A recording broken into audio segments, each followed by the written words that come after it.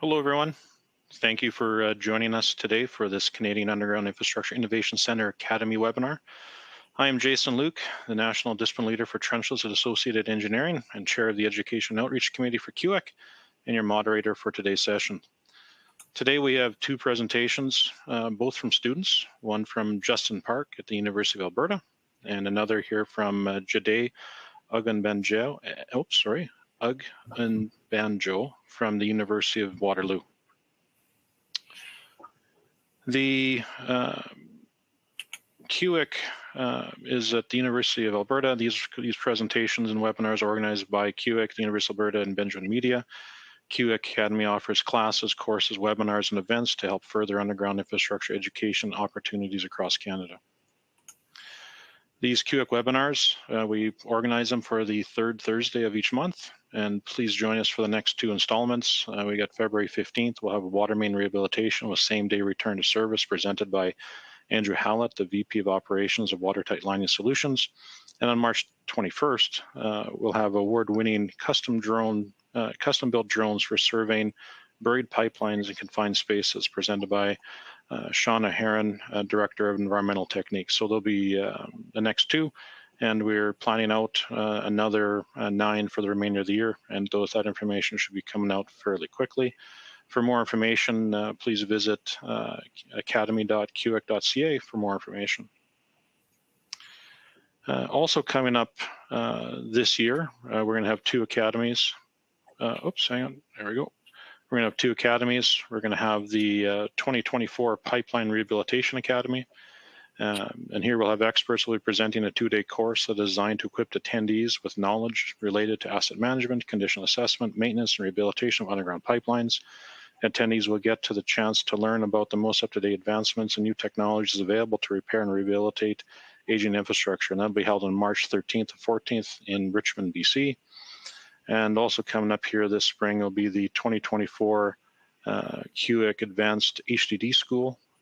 Directional drilling is a construction process used in the pipeline construction industry to install pipelines under water bodies, steep and unstable slopes, and other environmentally sensitive areas. Despite the prolific use of HDD in the Alberta oil and gas transmission sector, planning and executing of HDD projects remain a new exercise for many and often represents a steep and fast-paced learning curve for the owner or consulting engineer. After completing the course, participants will have an in-depth and technical understanding of HDD through comprehensive coverage of the construction, design, risk management, and contracting processes. This course is intended for design engineers, construction management engineers, owners, and engineering consultants. And that'll be April 24th to 25th at the Calgary TELUS Convention Center. So for more information again, and to sign up and get to register or sponsor some of these opportunities, please visit academy.cuiic.ca. All right, so next, we're going to get into our student presentations, and this is something that CUIIC we wanted to do. Was CUIIC is a research organization, and that's one of the mandates or missions of the organization. We want to make sure we're getting out to young professionals, and we had an opportunity today to have two incredible speakers start talking about some of the research they're doing at their respective universities. So first up will be Justin Park from the University of Alberta. And I welcome Justin here to start here and introduce himself. And there'll be questions and answers throughout, so please put your questions and answers within the chat there. And at the end of Justin's presentation, we'll have a chance to do some questions. And then again, after Jade's presentation, we'll do questions as well. All right, so Justin, by all means, stage is yours. Thank you. Hello, my name is Justin, or you can call me Inshik, whichever is comfortable for you. I'm a PhD candidate and a graduate research assistant at the University of Alberta, and I'm under supervision of Dr. Ali Bayat, who is the director of the Canadian Underground Infrastructure Innovation Centre. My research focuses on the various geotechnical aspects of horizontal directional drilling, and I'm also an active TA for both undergrad and grad courses at the U of A. Based on my academic and industry experience, I aim to construct a bridge between theoretical knowledge and engineering practice for the education of civil engineering at the university level. My focus is on training and mentoring of undergraduate and the graduate students become solid engineers with professional conducts and ethical principles. So today's presentation is about the horizontal directional drilling, which we also call it HDD, is a trenchless technology that utilizes pressurized drilling fluid for removal of the drill cuttings. And if the pressure is too high, it is likely there's going to be failure called a hydraulic fracture. So we're going to talk about it because that's an important issue. So for today's presentation, we're going to discuss about the importance of proper management of drilling fluid pressure in HDD at a high level overview. And then I'm going to discuss about some challenges that I found associated with estimating drilling fluid pressure. And then lastly, I'm going to introduce some currently available strategies for mitigating high risk of drilling fluid pressure. So I'm going to begin my presentation with introducing about what HDD is. HDD is a trenchless technology that uses the pressurized drilling fluid, and it is used for installing pipelines or other utility infrastructure. So let's think about when there is a city areas, like those urban development, and then there's lots of people living in there, then it is likely we need a lot of resources to be supplied. That includes water supply. It could be oil and gas. Nowadays, it's turning more to the electricity, but these are the critical items we need for people. And in order to transport and distribute all these items, we need infrastructure such as pipelines. And the pipelines could be either installed overground or it could be installed underground. But we kind of tend to prefer underground because it is more sustainable in that way. And that's how we are going nowadays. And to install these pipelines, we need to have some kind of trench excavated and put down the pipes and then backfill it, compact it so the installation can be finished. But when we are thinking about installing these type of utilities in the developed areas, the problem we will be facing is something like this. This is the photo taken by Mike Sullivan, who is our previous presenter. And this is the New York City. And as you can see, there's lots of existing utilities already. So when we're thinking about going further down, dig down the ground and then put the pipes and then backfill it, it's going to be tremendously difficult. And similar thing when we're near the buildings and then in between the buildings, this is the photo taken by Premier Locates, and it is very difficult to do the traditional open cut method. So in such case, trenchless technology such as HDD becomes an attractive option. And that's not only including for urban areas, it could be rivers or lake crossing, or it could be highways with busy traffic, or it could be railways. All these environments, it's very difficult to dig down the trench. In that way, HDD could be a good option. So HDD is typically consists of 3 different phases. The very first one is called the pilot drilling. So during the pilot drilling, initial borehole is created with the small drill bit, and it starts from the HDD rig and go head to the exit site. And once the borehole is finished, the pilot bore is finished, then the next step is enlarging that borehole to the final size to install the product pipe. So that's going to be called the reaming, and it's going to happen. The number of the passes depending on the size differences between the initial borehole and the final borehole. So it could be either back and forth, it could be toward the exit side, or it could be toward the entry side. And the last stage is called a pullback. So once the borehole is prepared, then the product pipe will be pulled in using the HDD rig. Those are usually powerful machines. It can pull quite heavy load, and the pipe will be pulled into the borehole, and then it will be pulled all the way to the HDD rig site, and then the installation can be completed. So HDD is beneficial in many ways, but there's an important issue with HDD sometimes. It's called a Frac-Out or hydraulic fracture, and I would like to discuss about that today. So what you're seeing, you can think this as the cross-section of the HDD borehole. During the HDD, a borehole is created to install the product pipe, and then that borehole is immediately filled up with the drilling fluid with the pressure application. That pressure applies multiple functions. First one is providing the hydraulic power to the downhole mount motor, and it also ensures the transportation of drill cuttings, and it also ensures the stability of the borehole. So what this means, it has to provide the hydraulic power to turn the drill bit. It provides the torque, and it also transports the drill cuttings. Once we drill and the cuttings are generated, we can use this pressure within the drilling fluid to remove it from the borehole to the surface. And the third one is we're creating an empty space in the ground. So without supporting, the borehole is likely to collapse. So using the pressure, we can kind of support it so the borehole will not become collapsed. And as the drilling proceeds further from the entry location, we need a higher amount of pressure within the drilling fluid, because when we are going like near the HDD rig, the distance the drill cuttings have to travel is quite short. So we don't need that much pressure. But when we go all the way further, we have quite long distance for cuttings to travel. So that means we need high pressure to push it all the way.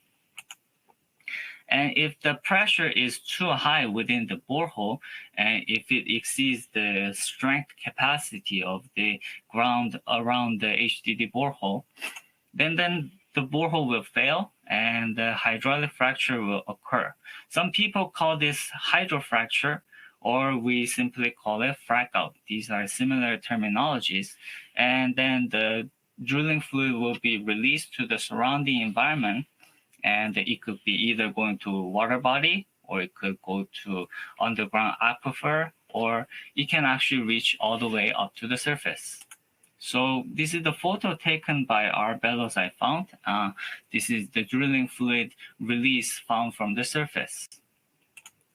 If that happens near the roadways on top of it, then it can cause problem, because this drilling fluid can be slippery. If there's any incoming traffic, it can cause hazards to those traffics. So these ones have to be immediately cleaned up. And sometimes we can apply sand to provide additional friction for the vehicles. And if that happens in the developed area, what you're seeing here is the basketball court. So if that happens, this is the failure that happened because of the pressure. So it can actually lift up the surface, and whatever on top, it can be damaged. So you can think type of the repair it's required for this type of failure is going to be costly and the time taking. And if it happens near the culvert, then the creek can be contaminated. If it happens near the water body like river or lakes, it could be environmental concern. And if that happens in like a wetland, as you can see, it can create lots of mess. And whatever living organisms in there, it could be in threat. Like, for example, if there's any fish, then they could have breathing problem. And the regulators are not going to be happy about it. And HDD's reputation could be adversely impacted. Not only for the environmental concern, but the hydraulic fracture is harmful for HDD itself, because we can think about it, when the pressure within the drilling fluid cannot be maintained, that means we're going to have the hole cleaning issue, which brings more difficulty for product pipe to be installed. So that means the HDD production will be impacted. From our previous study with 100 HDD projects, we found that 2/3 of the problems causing project delay are somewhat related to the drilling fluid and annular pressure. So that means the proper management of drilling fluid pressure is critically important for success of HCD projects. The next one is the challenges that I found. It's associated with estimating drilling fluid pressures. So in order to manage the pressure well, we need to have good design. We need to have a good estimation of the drilling fluid pressure. And these are some challenges that I found during my research.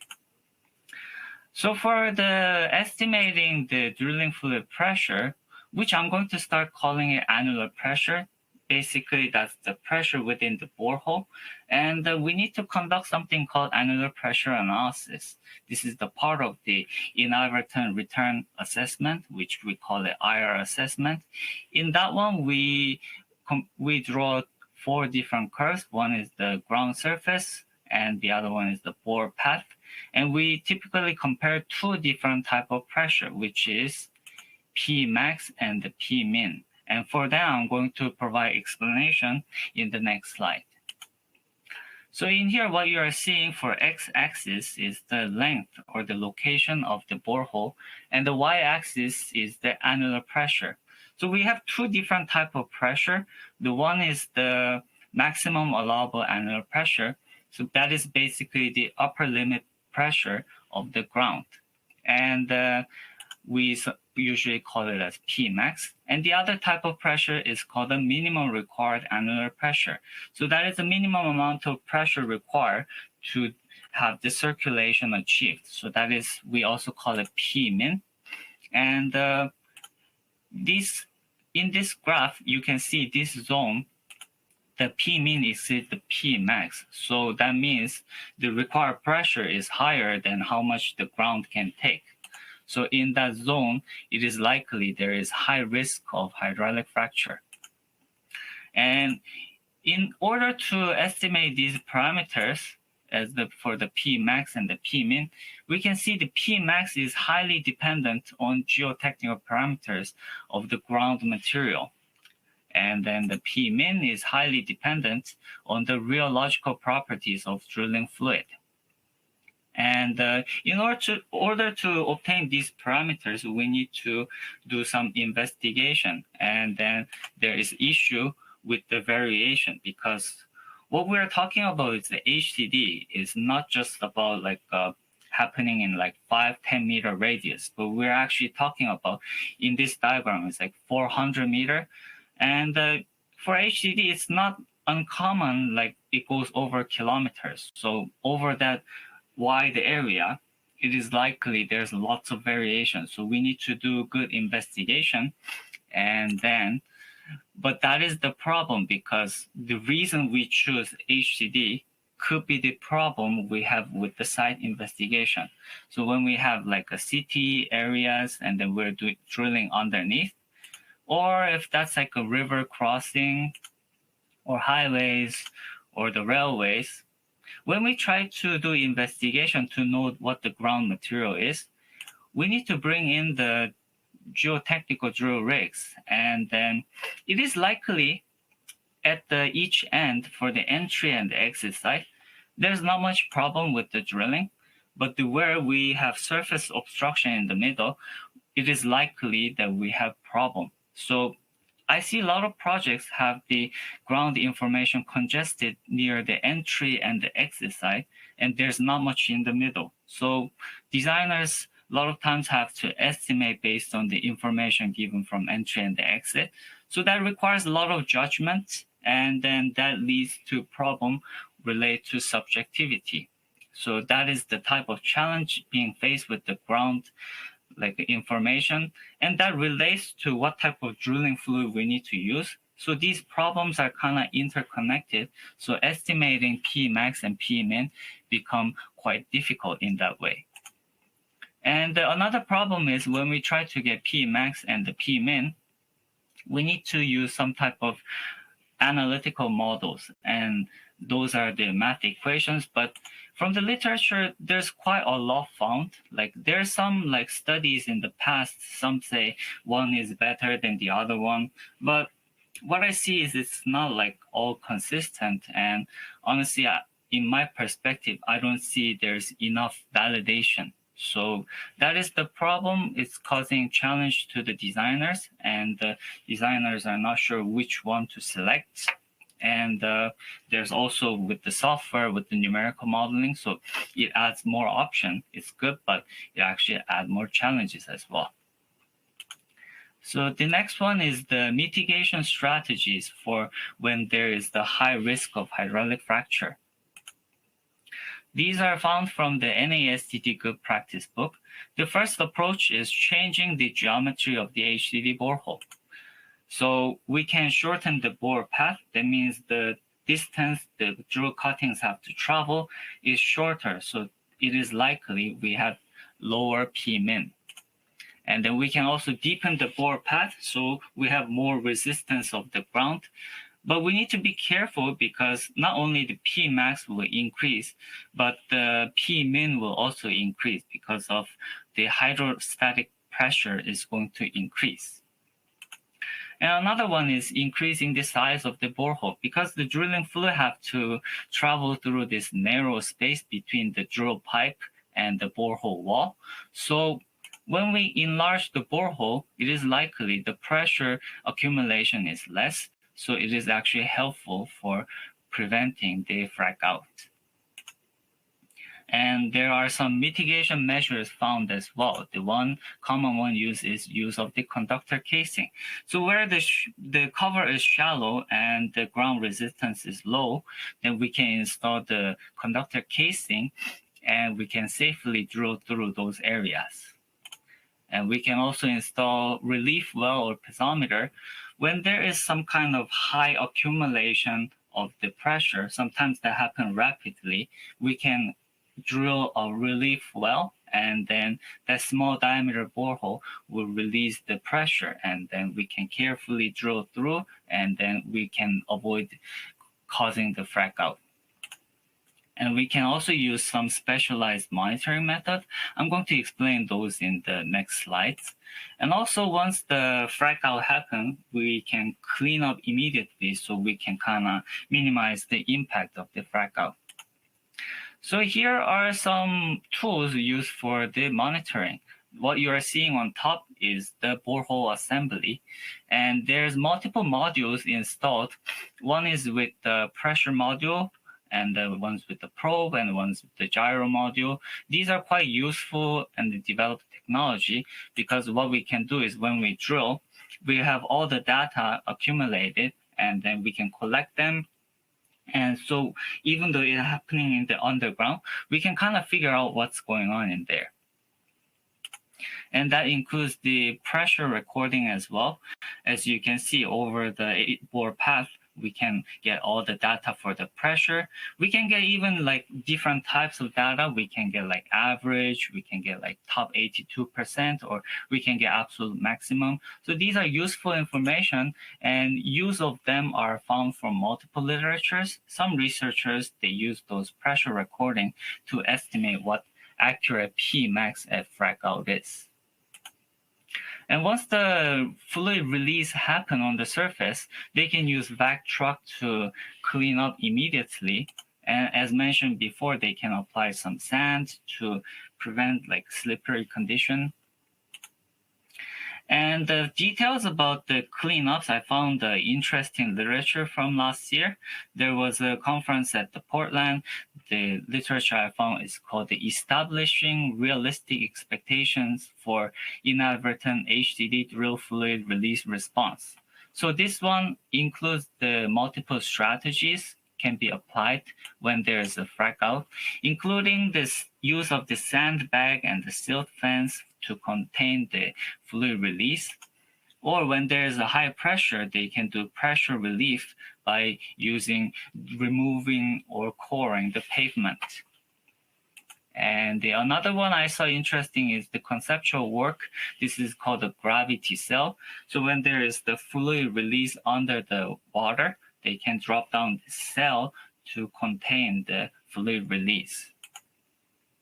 And another strategy is called the mechanical tripping. I found this literature, it's from our group, and it's called the impact of mechanical tripping on cutting transport in large diameter HDD application. What mechanical tripping is when there is some kind of cuttings being accumulated at the bottom of the borehole, drillers typically move the drill bits back and forth to remove those cuttings. And from the pressure recordings, I found this method is quite useful. There's quite a bit of the pressure drop, so that is another strategy to prevent frac-out happening. And then the last one I found is with the Weeper sub. So these are the ones installed in between the drill pipes for the intervals. So the concept is preventing the rapid accumulation of the annular pressure. We try to guide to have gradual increase of the annular pressure. So these are the methods being used for preventing the frac-out happening and minimizing its impact. So here are my references. And thank you for listening to my presentation. If you have any questions, please go ahead. I would like to answer your questions. Thank you. Excellent. Thank you, Justin. Good presentation. So we have a question here from the audience, and yeah, I'm going to ask it here, and I'm curious what your thoughts are. So the question here is, would not existing pipelines, so let's say oil and gas pipelines, but even like in an urban area, let's say sanitary, storm, any kind of utilities in the ground, would not existing utilities in the ground provide a preferential path for fluid to escape, regardless of the ground-specific characteristics? Do you want to comment in terms of frac-out potential for existing utilities in the ground, or do you feel comfortable talking about that? Yeah, I can add my opinion on that. I think it will create a preferential path because typically also around the existing utilities, they tend to use kind of like a cohesionless material with larger grain size. So I also think it's going to cause the preferential path. That's why we like to have clearance. We don't want to get too close to it. We need to get away from it as much as possible so that we're not going to cause frac-out or any type of fluid release toward the surrounding environment. Mm-hmm. No, that's good. Good. So here's another one. Now, granted, you're a student and not you're not a practicing engineer that does a lot of or are you? Have you done a lot of HDD design? I involved some HDD projects with Dr. Bayat, and okay. Before I was more like civil technologist, but I was working more like open cut trench. Sure. Well, here I'll ask this question to you, and then we'll see here. This here is this is from a local utility owner. As an underground infrastructure owner, what are my responsibilities? What questions should I ask before during HDD operations? For example, during the installation of water service connection. Do you have any thoughts on that? I think the most important one is we need to have like a proper planning and the risk assessment. So we need to know how risky that ground condition is and how prone to frac out. And we also need to know what to do about it. If there's any frac out happen, we need to have mitigation strategies, and we need to have those strategies feasible. We need to have that prepared at the site. So it's not just like a plan on the paper, but we need to make sure that is actually included in our like items available. Okay, good. Here's a good one for you.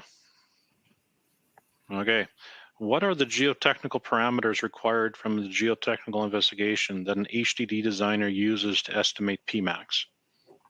So there's multiple models, and the popular ones are the Delft equation or the CUIIC equation. And commonly what it's required, depending on the soil type, let's say if there's like a sand or gravel, we will need the friction angle, and we will need the like a stiffness, so like a modulus of elasticity or shear modulus. We will also need the in situ stress. So what's the initial stress condition? That is the huge impact on the the HCD and the estimation of Pmax. And if that's like a clay, we will definitely need undrained shear strength.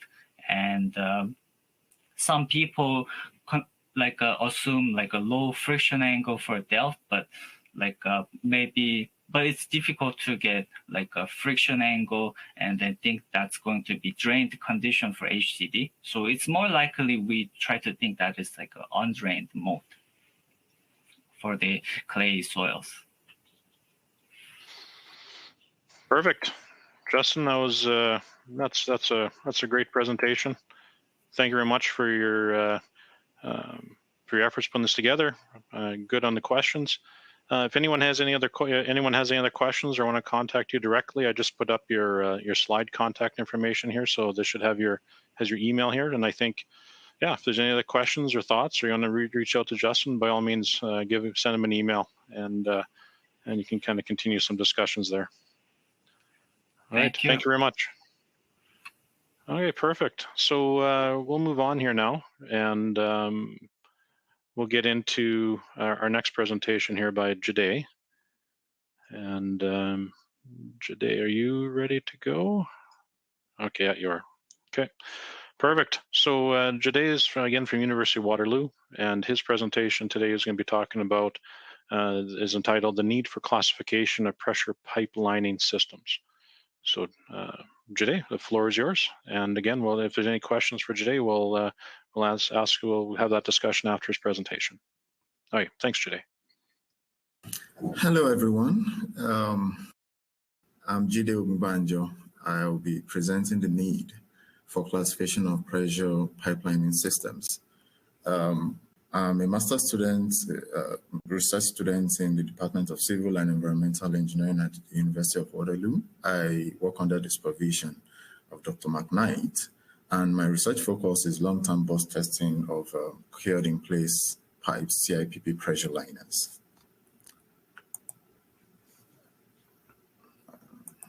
Okay, my presentation will be focused on CIPP pressure liners and the problem with classification of these pressure liners. I'll talk through the solutions, the proposed solutions to solve these problems, and show our findings and the conclusions. Now, the problem, I want to describe a scenario to explain the problem we have with classification of CIPP pressure liners. Let's consider a water system running at an operating pressure of 80 psi. And we need to renovate it with a CIPP liner of AWWA class 4. Now we have three options, commercially available CIPP products. How do we determine whether they are all the same, and how do we evaluate the pressure liners to determine which one is appropriate for the renovation project that we have at hand? Now, currently in North America, there is no standard testing method for testing CIPP pressure liners. So we would want to adopt what is available for thermoplastics and thermoset GRP, which both have established standards for testing pressure products and classifying them. So we would start by determining the short-term burst pressures of the liners we have available, and the results show that the short-term burst pressure ranges of the products are shown up here. So we'll be going with the minimum short-term burst pressures, because a pressure system is only as good as the minimum burst pressure for that system. Now we'll be, as a rough estimate, we'll be using the formula that is stated here, that to determine the pressure class, that's the short-term burst pressure divided by 4. I'll talk more about how we arrived at that formula in subsequent slides. So when we apply this formula to the short-term burst pressures that we have, we found out that products A and C have pressure class of 200 and 225 psi, which is higher than the operating pressure of the water system that we are trying to renovate, and they fall under the AWWA class 4, which is required for the renovation project. But product B has a lower pressure class. After we've applied this thing, we discovered that it has a lower pressure class and falls under class 3 of AWWA, which makes it inappropriate for the renovation project we have at hand. So this tells us that if we didn't apply this testing methodology for other products, we won't be able to determine which of other pressure renovation products, such as PVC and the GRP, we won't be able to determine which CIPP pressure liner product is appropriate for that project. So I want to talk more about the standards that are already in existence for products in the renovation, pressure systems renovation industry. I'll start with the thermoset GRP, which has the ASTM D2992 standard. And the second one is the thermoplastics, the PVC and the HDPE, which has the ASTM D2837 standards. Both standards use the HDB, the hydrostatic design basis methodology for testing and determine the pressure class of products in these particular groups. But for CIPP pressure liners, they are designed based on ASTM F1216, and there is no established standard to determine their pressure class, to test them and determine their pressure class at the moment. So that is the problem we have, and there is the need for us to solve that problem. Now, the HDB testing methodology that we described for thermoplastics and thermoset GRP, this is a typical example of it. It's the regression line developed for the PVC product. It starts with determining the short-term burst pressures of the products, burst stress of the product, and the failure stress will form points on this regression analysis, which will be used to develop the regression line up to 10,000 hours. At 10,000 hours, the regression line will be extrapolated to 50 years, and that will give us the long-term hydrostatic strength of the product. Usually, the long-term hydrostatic strength of the product at 50 years is usually like half of the short-term burst pressures. And the long-term hydrostatic strength at 50 years can be categorized based on some end-use conditions as stated by the ASTM D2837 to determine the hydrostatic design basis stress level for that particular product at 50 years. Now, when we apply a factor of safety of 2 to that hydrostatic design basis stress level, we'll get the hydrostatic design stress, which is the stress level that the product can sustain over a length of time without the likelihood of failure of that particular product. So I would show some equations that we use in determining the pressure class of products based on the HBD regression analysis methodology for classifying these products. So the long-term hydrostatic strength will be the short-term burst pressure, so short-term burst stress divided by 2, and we'll go ahead to determine the hydrostatic design stress from the hydrostatic design basis divided by 2, which will then be used to determine the pressure class. So dividing these values by 2 in 2 places gave us 4 that I talked about earlier that we can use to do a rough estimate of the pressure class of products that using this hydrostatic design basis methodology. Now that we have established that this hydrostatic design HDB methodology can be used for testing and classifying pressure systems innovation products, we want to use it to solve the problem of not having a standard methodology for classifying CIPP pressure liners. So this is part of our solution, the use of that HDB test methodology to classify CIPP pressure liners. And when we get the pressure class of each CIPP product, it can then be classified using AWA classification to know whether it's a class 3 or a class 4 pressure liner. And for us to achieve this, we need to have a facility that can be used to perform all these tests. That's where the University of Waterloo BOST test facility comes in for CIPP pressure liners. We had to design this facility. It's all custom made to achieve this purpose. And one of the design requirements, some of the design requirements was that it should be able to perform the short-term hydrostatic burst testing on CIPP pressure liners. It should be able to perform long-term HDB testing, and it should be able to perform pressure cycles and fatigue life testing on CIPP products and other products. So, and some of the objectives of the facility is, the design objectives of the facility is to ensure that it's has a maximum burst pressure capacity of 2000 psi.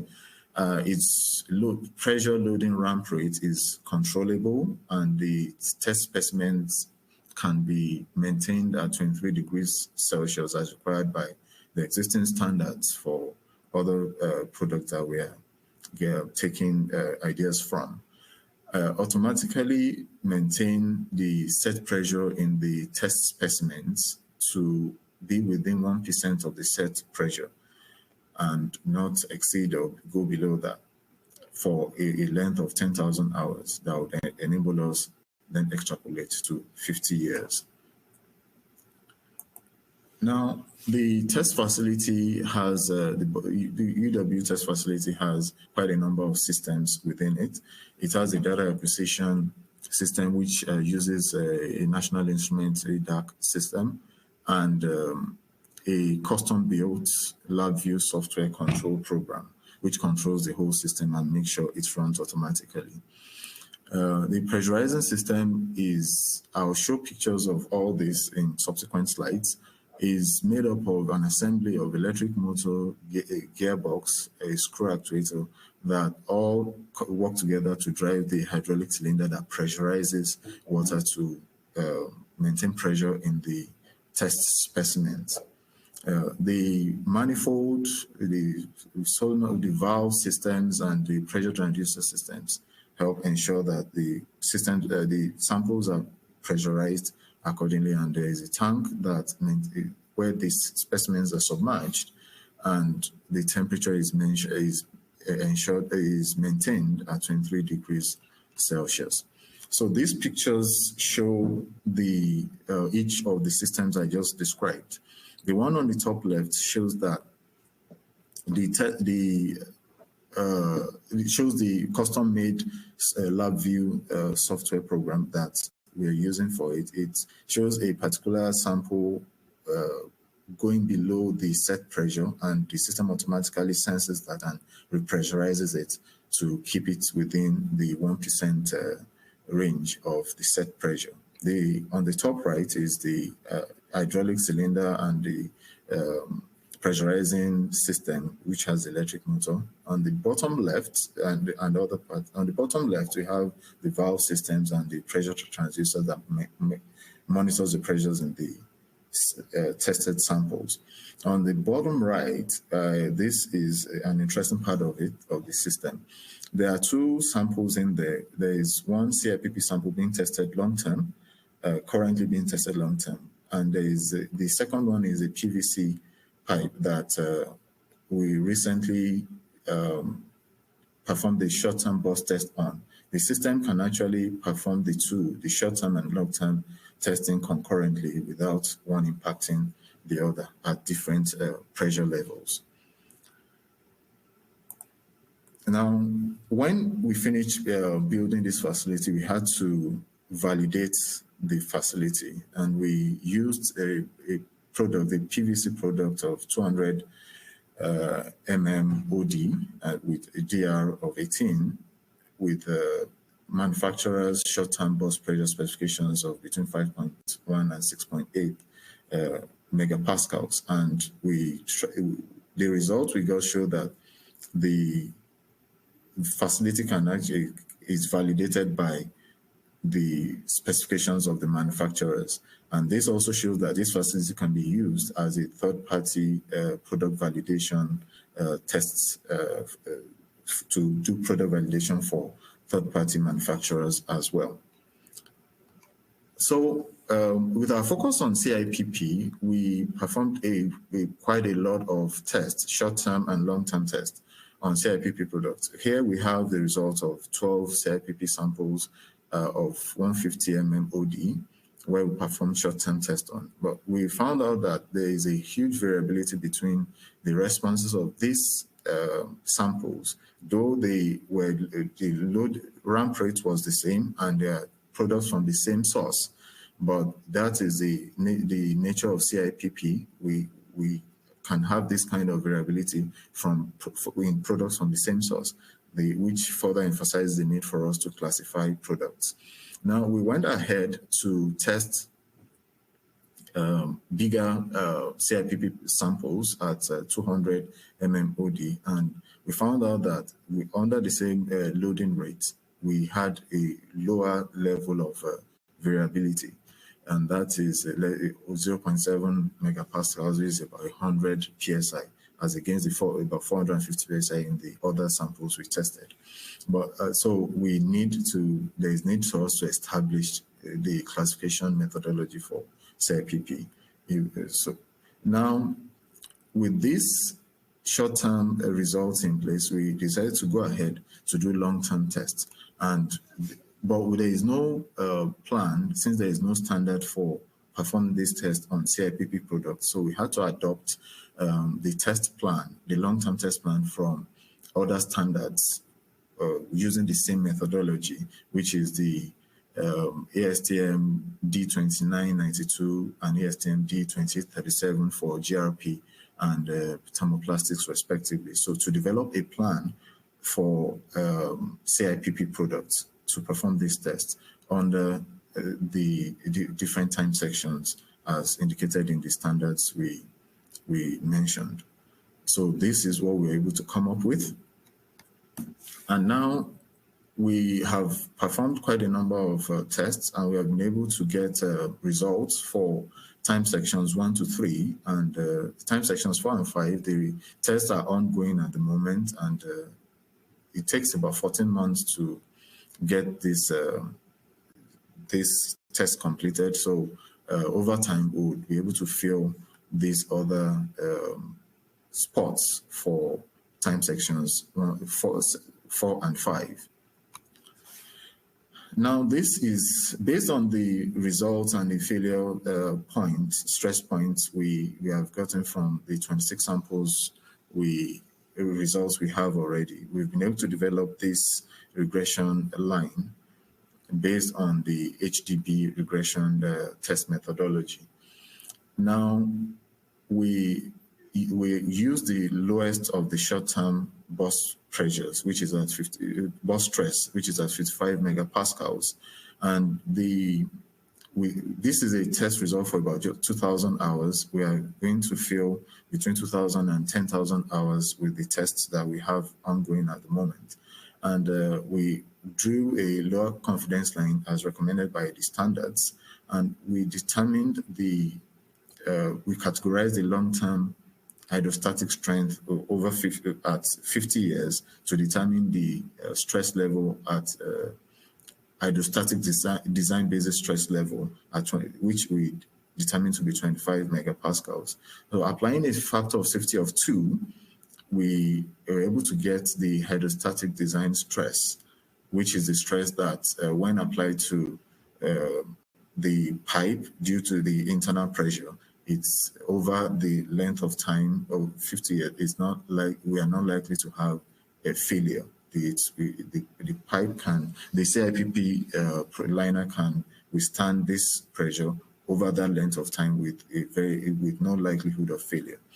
So using the formulas I stated earlier, we're able to calculate the pressure class of this product based on the test data we have at the moment. This may change quite by the time we have the results of the ongoing test that come in, then this may change a bit. Now, as I said, the ongoing test, we are about almost 2,000 hours in the ongoing test now, and by next year, January, hopefully we'll be able to finish the test for 10,000 hours and complete the first regression analysis for CIPP in North America. Now, in the course of doing all these tests and developing this bus test facility, we had quite a number of challenges. I must give credit to those who have worked under my supervisor and all the people that have worked together on this, because it's custom built and we had quite a number of challenges, but which we have been able to overcome. Now, ensuring that the bus pressure remains within 1% of the set pressure in the samples, especially at high pressures, was a challenge, but we've been able to overcome that. We had to test quite a large number of samples, and dealing with faulty samples was another challenge we faced. And long term, the test takes very long for each batch to be completed. We learned quite a number of things. One of the most important lessons was that the response of CIPP pressure liners is not so much of a test equipment issue, but it's more of the manufacturing defects in the test specimens. And also we've learned to make the facility function better, especially in terms of maintenance, where since these tests take so long, some of the equipment may become faulty, and we're able to design it in such a way that tests can go on while we make repairs on it without impacting on the results of the tests. So in conclusion, we've been able to establish that the HDB, the hydrostatic design basis test methodology, can be adopted to solve the pressure classification problems of CIPP, as it's used for other products in the pressure innovation industry. And we can also use this same facility we need to perform pressure cycles and fatigue testing on CIPP liners as has been done for other products in the industry. And this test facility, this University of Waterloo bus testing facility, can be used to achieve all this. Thank you. Excellent presentation, Jide. Well done. Thank you. Perfect. So I got a few questions for you here. Okay. The pressure test facility, yes. is this the first one in Canada? Well, the first one I'm aware of. Yes. Okay. No, I'm curious because I hadn't seen this before, so that's really neat. And then I'm kind of curious also, if we go back, there was a maybe I'll bring up the slide here for this question. Okay. Perfect. This one here. Okay. We talked about the test facility. Yeah. Can you explain a little bit in terms of like how the liners kind of get in here? Like, is it a tube? Are you like curing the liner outside and bringing it inside the test facility kind of thing, or how does that work? Or like, are you installing it in like, are you curing it or inverting it inside the test facility, or are you bringing it in as a sample? We bring them in as a sample, and we couple them together with end caps and rods to make sure the end caps don't fly out when the samples are pressurized. So the samples come in prepared with rings at both ends that the end caps can be attached to. So we couple them together based on the procedures as described in the standards we make reference to. And we then put them in these tanks to condition them before we start testing them. And then I guess a follow-up question to that is, once it's within the facility there, are you able to simulate external loads or external pressures on the specimen? So for instance, the effect of being inside a host pipe, or like, you know, the depth of the soil column above you, are you able to put on an external pressure as well? No, Yeah. we just test for internal pressures here. We don't test for external. Yes. No, very good. The another question came in here, and I had a very similar question. Was you know, are there any considerations for developing testing to determine the impact of folds or wrinkles in the CIPP liner? And the same thing, like I was thinking here, is there, you know, has there been any thought or any suggestions to actually testing liners with defects in them? You know, so, you know, either from a curing perspective or the folds and wrinkles, has there been any consideration of that?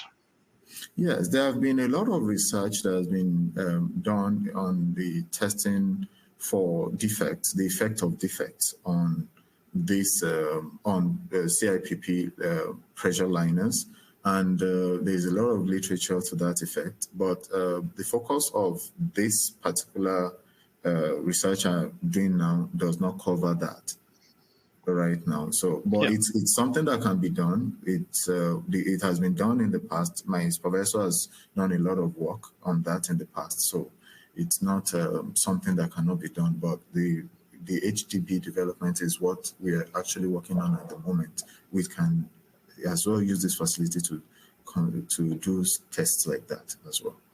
Excellent. No, that's good. Excellent presentation. Thank you very much. Again, if there's any questions and anybody wants to get in contact with you directly, I just put up your email address here up on the slides. So Jade would be more than happy, I think, to respond. And if there's any other questions or thoughts, that'd be good. And again, I just want to thank Justin and Jade for being here today. As we wrap up, I'm just going to put up the, again, thank you to all the CUIIC members. I put a list here up in terms of all the members of CUIIC. If you're interested in joining, please go to cuiic.ca for more information. And then, yeah, no, I think that's about it. So again, really appreciate everyone being here today. Oh, one more thing, actually, before everyone leaves. If you have ideas for presentations, or you want to see, you know, topics being presented, or, you know, more information like that, by all means, please get a hold of us, and we'd be more than happy to look and find presenters, or if you want to volunteer to be a presenter, you know, let us know. We're always looking for those opportunities. So again, thanks for everyone being here today. Thanks for attending, and we'll see you next month at the next presentation. Have a great day, everyone. Thank you. Thank you.